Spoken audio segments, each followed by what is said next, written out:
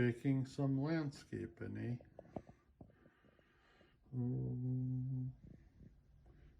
have to put it through the blender and the sifters, but it looks like, yep,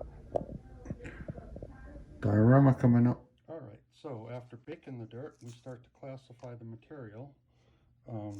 We got our coarse stuff here. You see there's quite a bit of, you know, bigger chunks of stuff. And then we sift it out to make a fine ground cover. And with that, we'll be using this fine mesh sifter.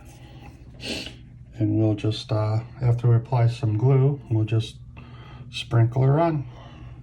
And that'll be our base dirt coat, mostly like for the parking lot area here, you know, right there, you know, be like our parking lot area. And then, but we'll cover the whole thing in dirt, but we'll have more grass and stuff here, create the parking lot. We'll put this guy down here, and we will, you know, we'll create a parking lot. You know, the road leading up to the garage, and then once we get the whole base coat of fine dirt, then we'll start, you know, adding our greens, grass, and stuff like that, and use some of the you know, the coarser stuff, you know, like back up in here and back in there.